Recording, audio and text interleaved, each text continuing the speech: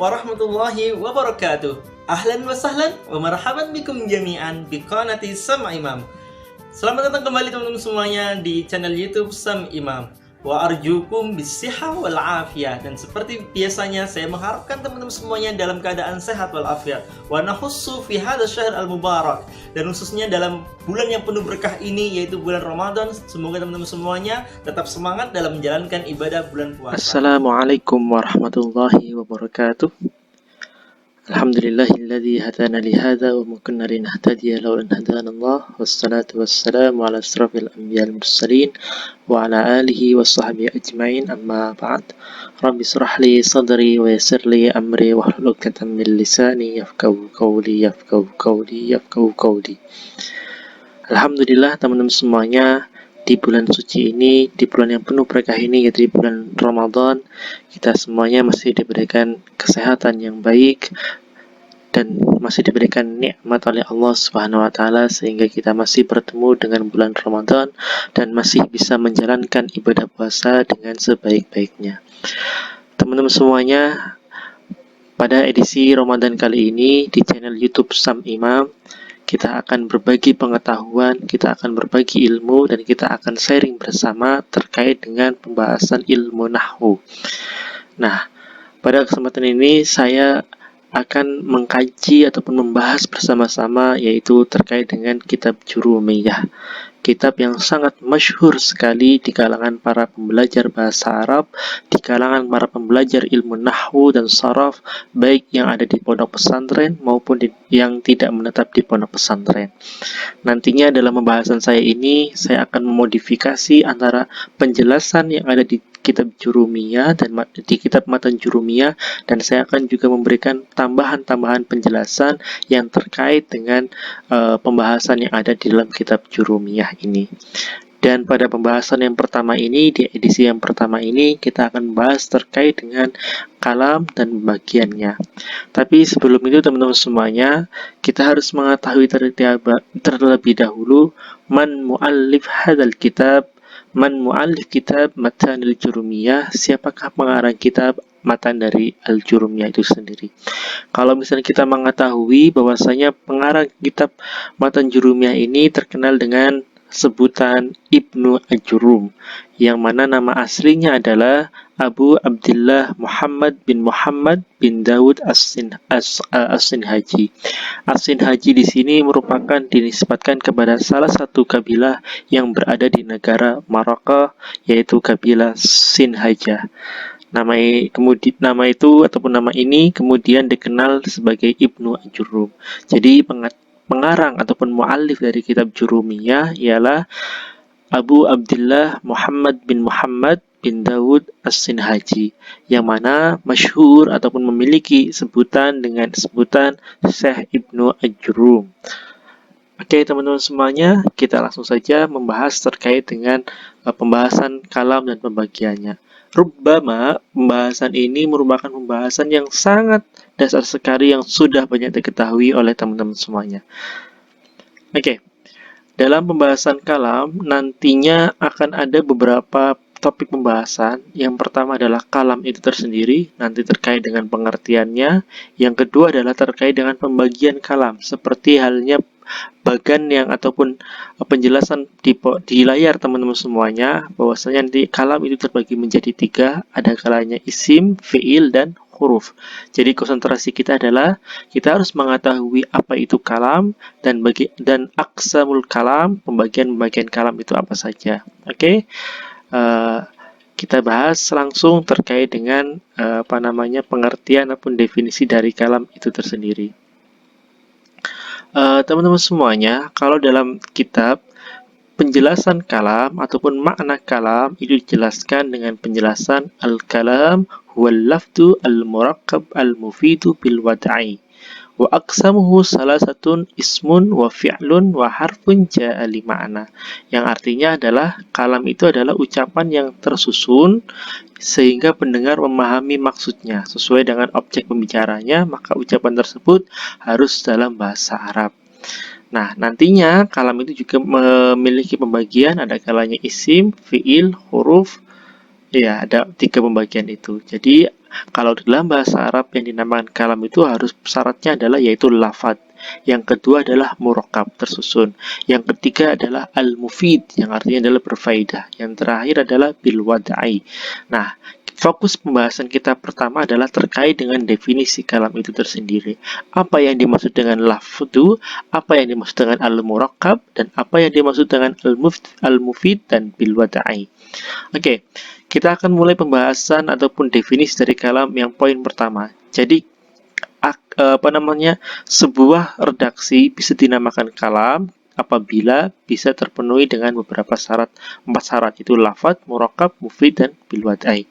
Yang dimaksud dengan al-lafdu dalam penjelasannya adalah as-sautu al-mustamilu ala ba'dil hurufil hijaiyah. Jadi suara yang melengkapi atas bagian huruf hijaiyah. Jadi nantinya suara itu harus mengandung huruf hijaiyah. Famasalan, kita memberikan contoh dengan kalimat ataupun dengan contoh madrasatun. Kata madrasatun itu sudah termasuk dari syarat yang pertama, yaitu al-lafad. Karena apa? Karena dalam kalimat madrasatun ataupun kata madrasatun itu mengandung ataupun mencakup huruf hijaiyah. Itu syarat yang pertama, yaitu yang dimaksud dengan al-lafdu. Yang selanjutnya, yang dimaksud dengan al-murakkab ataupun disusun itu adalah penjelasannya kalau dalam redaksi bahasa Arabnya dijelaskan ma tarakkaba min kalimataini fa aksar. Jadi yang dinamakan murakkab ataupun tersusun atau disusun itu adalah sesuatu yang tersusun daripada 2 kalimat ataupun lebih dari 2 kalimat ataupun lebih banyak dari itu. Jadi yang dinamakan murakkab itu minimal terdiri dari 2 kalimat ataupun lebih. Jadi kalau ada kalimat seperti yang contoh yang di atas itu madrasatun, itu sudah dinamakan lafadz, tapi belum dinamakan murakkab karena kalimat madrasatun hanya terdiri dari 1 kata. Kalau itu mau dinamakan kalimat murakkab, maka harus ada tambahannya. Misalkan madrasatun wasi'atun. Sudah terdapat 2 kalimat. Madrasatun wasi'atun. Kalimat madrasatun wasi'atun itu sudah bisa kita namakan dengan murakkab karena tersusun minimal dari 2 kalimat. Jadi syarat yang pertama adalah al-lafz, syarat dari kalam adalah al-lafzu, yang kedua adalah murakkab. Kalau al-lafzu itu adalah suara yang mencakup sebagian dari huruf hijaiyah, sedangkan murakkab adalah minimal kalimat minimal terdiri dari 2 kalimat atau 2 kata ataupun lebih seperti itu. Itu adalah yang kedua yang dimaksud dengan murakkab. Selanjutnya yang dimaksud dengan al-mufid ataupun bisa dipahami adalah ma afada faidatan yahsunu as-sukutu minal mutakallimi was-sami'i 'alaiha. Yang artinya adalah sesuatu yang memberikan faedah dengan sempurna, yaitu sekiranya antara mutakalim ataupun pembicara dan pendengar itu diam, tidak memberikan tanggapan. Dalam artian antara pembicara dan yang mendengarkan itu saling memahami. Jadi ketika seorang yang berbicara itu mengucapkan sebuah kalimat, seorang yang mendengarkan itu terdiamnya bukan karena tidak paham, tapi terdiamnya karena dia paham. Contoh kita menggunakan contoh yang pertama tadi. Contohnya adalah madrasatun wasi'atun. Ketika saya mengucapkan madrasatun wasi'atun, saya yakin teman-teman semuanya itu sudah bisa memahami karena arti dari madrasatun wasi'atun itu adalah sekolah yang luas. Tidak akan ada pertanyaan sekolah yang luas, sekolahnya seperti apa, tapi dalam artian sempurna, pembicara dan pendengar itu sama-sama saling memahami. Jadi ketika ada kalimat ataupun redaksi yang diucapkan oleh pembicara dan yang mendengarkan itu bisa memahami, maka itu bisa dinamakan mufid. Tapi ketika si pendengar masih bertanya-tanya apa yang disampaikan oleh pembicara, itu belum bisa kita namakan dengan mufid. Jadi yang pertama lafadz itu sudah kita pahami, murakkab sudah kita pahami, mufid sudah kita pahami. Nah, yang terakhir adalah berkaitan dengan al-wad'u. Apa yang dimaksud dengan al-wad'u itu tersendiri? Jadi dalam beberapa literatur kitab yang berkaitan dengan ilmu nahwu ada yang menjelaskan penjelasan tentang wad'u dalam definisi kalam itu sendiri. Ada dua penjelasan. Yang pertama adalah yang dimaksud dengan lafdu adalah al-qasdu, yang mana artinya adalah disengaja. Jadi seseorang yang mengucapkan ataupun membicarakan sebuah redaksi kalimat itu dia karena disengaja. Jadi omongannya orang tertidur ataupun omongannya orang yang sedang mengigau dan lain-lainnya itu belum dimasukkan al-wad'u karena itu tidak disengaja. Famasalan, ada seseorang yang sedang tidur dan tiba-tiba dia bermimpi dan berbicara, ana talibul jami'ah, ana talibul jami'ah. Nah, kalimat itu pertama dari segi syarat yang al-lafad itu sudah bisa dinamakan lafad karena mengandung sebagian huruf hijaiyah. Yang kedua, syarat yang kedua adalah murakkab, minimal terdiri dari dua kalimat. Itu sudah terdiri dari 3 kalimat. Itu sudah bisa dinamakan murakkab. Yang selanjutnya al-mufid, sudah bisa dipahami antara pembicara dan pendengar. Akan tetapi tidak bisa memenuhi syarat yang terakhir, yaitu al-wad'u. Karena apa? Karena salah satu penjelasan dari wad'u itu adalah disengaja. Sedangkan orang yang melafalkan ana talibul jami'ah adalah seorang yang sedang tidur. Apabila orang yang mengatakan itu tidak tidur, maka itu bisa dikatakan kalam, seperti itu. Itu penjelasan ataupun definisi dari al-wad'u. Yang pertama adalah al-qasdu, yang dimaksudkan adalah disengaja. Yang kedua, para ulama ahlun nuhat ataupun para pakar ilmu nahwu menjelaskan bahwasanya definisi ataupun yang dimaksud dengan al-wad'u dalam definisi kalam itu adalah menggunakan bahasa Arab, seperti itu. Jadi kalau misalkan ada orang yang bilang saya talibul jami'ah, saya talibul jami'ah, redaksi tersebut tidak bisa dinamakan kalam karena terdapat kata yang bukan dari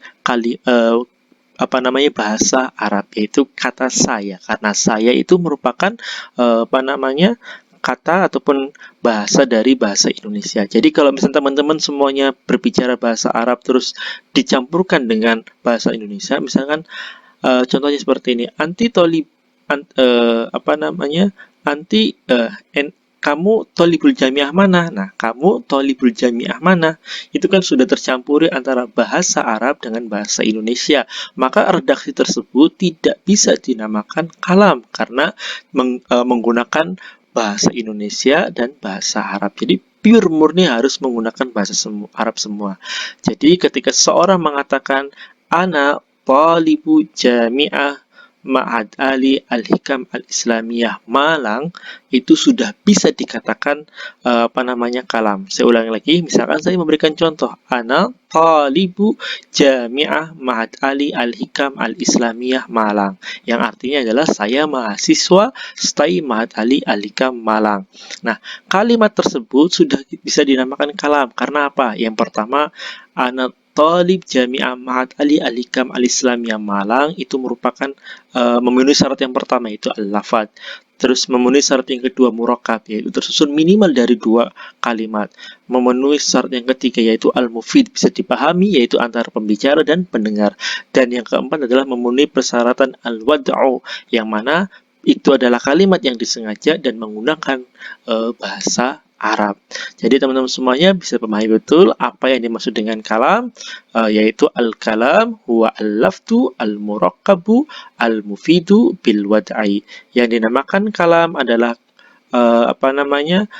al-lafad, murakkab, mufid, dan bil wad'i. Teman-teman semuanya sudah bisa memahami apa yang dinamakan dengan lafad, apa yang dinamakan dengan murakkab, apa yang dinamakan dengan mufid, dan apa yang dinamakan yang dimaksudkan dengan al-wad'u itu sendiri. Oke teman-teman semuanya, seperti halnya yang saya tulis di layar PowerPoint ini, teman-teman semua bisa lihat bahwasannya al-kalam itu jadi sudah saya baca redaksinya. Pembagian kalam itu ada 3. Yang pertama adalah isim, fa'il, dan huruf. Apa yang dimaksud dengan isim, apa yang dimaksud dengan fi'il, dan apa yang dimaksud dengan huruf kita akan bahas bersama-sama. Yang pertama adalah kalimat isim. Kalau misalkan kita memahami betul makna ataupun definisi dari kalimat isim, adalah kalimat isim kalau misalnya kita terjemahkan dalam bahasa Indonesia adalah kata benda, adalah setiap kata yang menunjukkan. Jadi isim itu adalah kata benda, yang mana kalau kita membahasnya kata benda itu sendiri, maka nanti merujuknya pada pertama nama benda. Misalkan adalah kitab, kolam, mim, sahatun, itu semua adalah kalimat isim. Yang kedua orang, Ahmad, Fatimah, Zainab, Muhammad, Zaidun, dan yang lain-lainnya. Yang ketiga adalah gelar, muhandis, doktur, mudirul madrasah, dan yang lain-lainnya.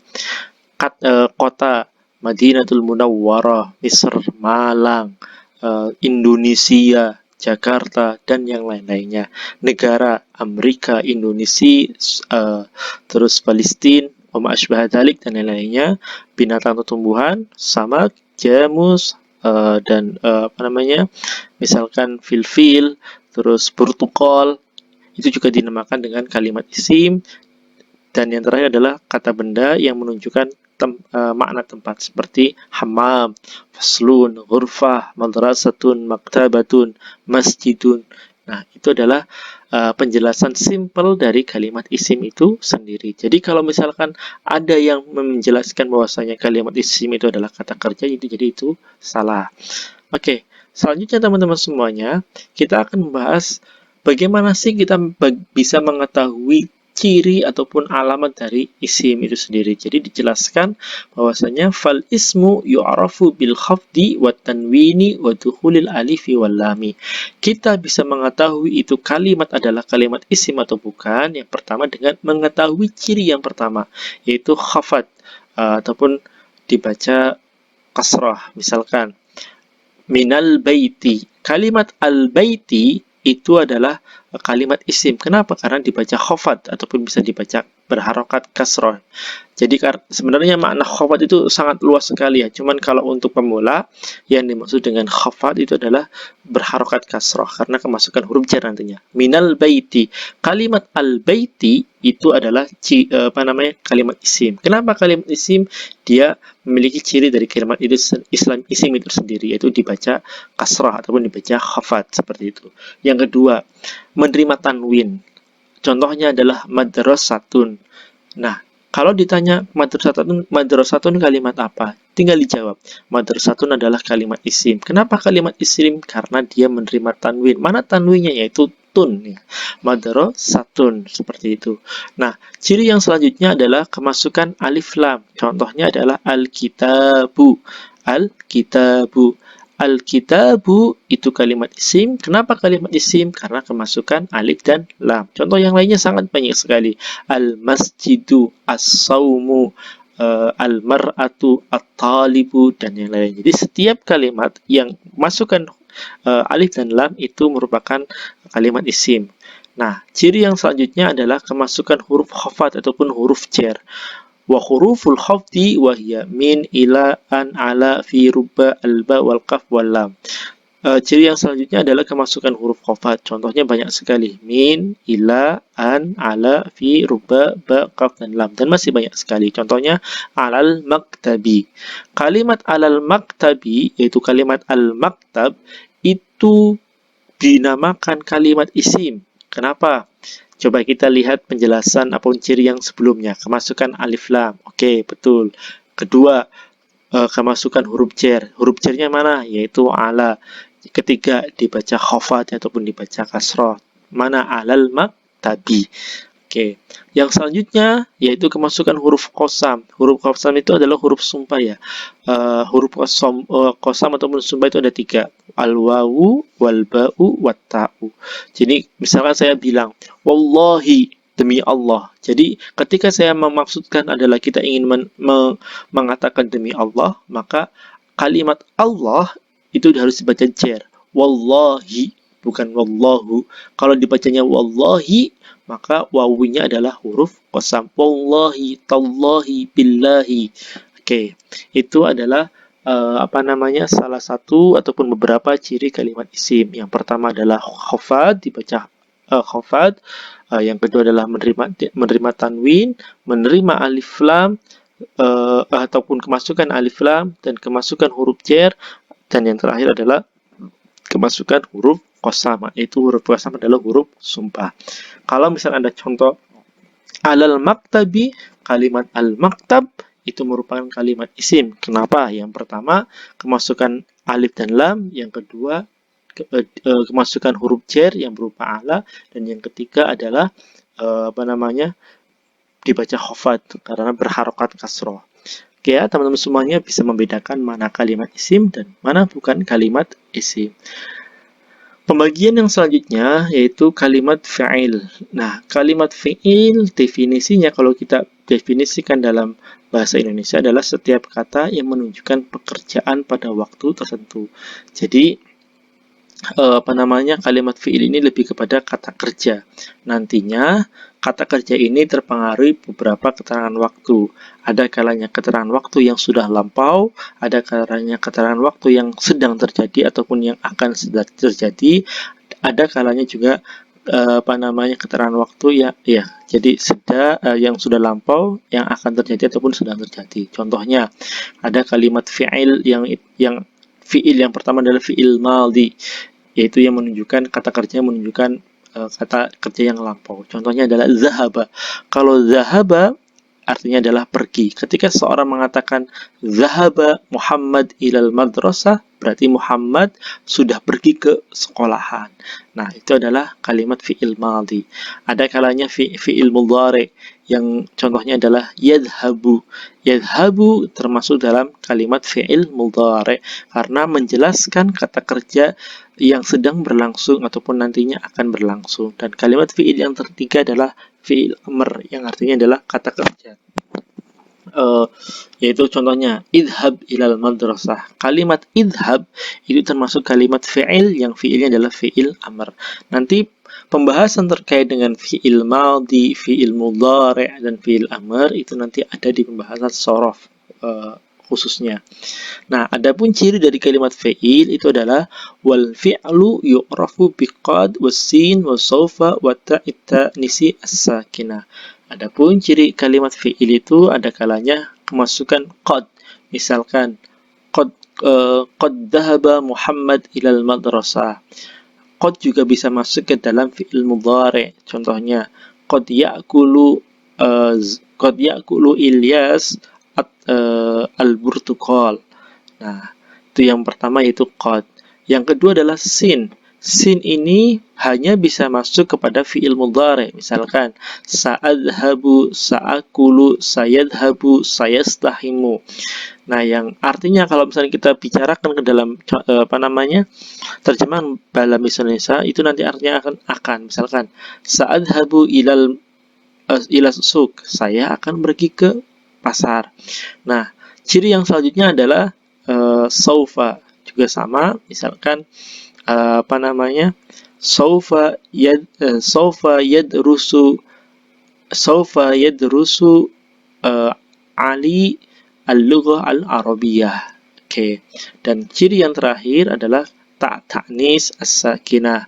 Ini ada dalam beberapa kalimat fi'il madhi, dalam kalimat fi'il madhi dan yang lainnya seperti itu. Oke ya. Itu adalah merupakan penjelasan dari kalimat fi'il. Selanjutnya teman-teman semuanya adalah terkait dengan pembagian kalimat yang terakhir yaitu kalimat huruf. Makna ataupun definisi dari kalimat huruf adalah wal harfu ma la yasluhu ma'ahu dalilul ismi wala dalilul fi'li. Yang dimaksud dengan kalimat huruf adalah lafaz yang tidak pantas disertai alamat tanda isim dan juga alamat tanda fi'il. Jadi kalimat huruf itu tidak memiliki ciri ataupun tanda dari kalimat isim, juga tidak memiliki ciri ataupun tanda dari kalimat fi'il. Nah, kalimat huruf adalah kata yang tidak memiliki makna tertentu kecuali disandarkan pada kata benda. Jadi ketika ada kalimat huruf, itu bisa memiliki makna ketika itu disandarkan ataupun digandengkan dengan kata kalimat isim. Contohnya, kalimat min. Min kalau itu berdiri sendiri itu tidak punya makna. Tapi kalau misalkan disandarkan dengan kalimat lain dia akan punya makna. Misalkan ana akhruju minal baiti. ana akhruju minal baiti. Kalimat min disandarkan kepada kalimat al-bait, maka diartikan saya keluar dari rumah. Misalkan yang ila, huwa yusallimu al-kitab ilal ustadzi. Huwa yusallimu al-kitab ilal ustadzi. Dia menyerahkan buku itu ke gurunya. Akhirnya kalimat ila ini memiliki makna, yaitu ke fi, yang artinya bisa, yang sering kita dalam di dalam ataupun di, misalkan taqra'u al-Qur'an fil masjidi. Taqra'u al-Qur'an fil masjidi. Anda membaca Al-Qur'an di dalam masjid ataupun di masjid, dan masih banyak contoh-contoh lainnya. Jadi kalau misalnya ditanya, ma huwal harfu? Apa yang dimaksud dengan kalimat huruf? Wal harfu ma la yasluhu ma'ahu dalil ismi wala dalil fi'li. Kalimat huruf itu tidak memiliki ataupun tidak sertai dengan ciri dari kalimat isim itu sendiri dan ciri dari kalimat fi'il. Dan kalimat huruf itu tidak memiliki kata yang tidak memiliki makna tertentu kecuali disandarkan pada kata benda. Jadi dia tidak bisa berdiri sendiri, harus ada pasangannya, yaitu dengan kalimat isim, seperti itu. Oke, itu teman-teman semuanya terkait dengan penjelasan kalam dan pembagiannya. Semoga edisi ngaji kitab Jurumiyah pertama ini di bab kalam dan pembagiannya bisa bermanfaat bagi teman-teman semuanya. Kalau teman-teman semuanya masih belum memahami dan masih bingung terkait dengan penjelasan kalam dan pembagiannya, bisa ditanyakan di kolom komentar. Silahkan tanyakan. Terima kasih teman-teman semuanya. Semoga kita semuanya dapat menjalankan ibadah puasa dengan baik dan selalu diberikan kesehatan yang baik, sehingga ibadah kita menjadi ibadah yang sempurna dan kita bisa memperbanyak amalan ibadah yang dianjurkan oleh Allah Subhanahu wa taala dalam bulan puasa yang penuh berkah ini. Akhirul kalam, saya mohon maaf sebesar-besarnya. Wallahu muwaffiq ila aqwamit thoriq. Assalamualaikum warahmatullahi wabarakatuh.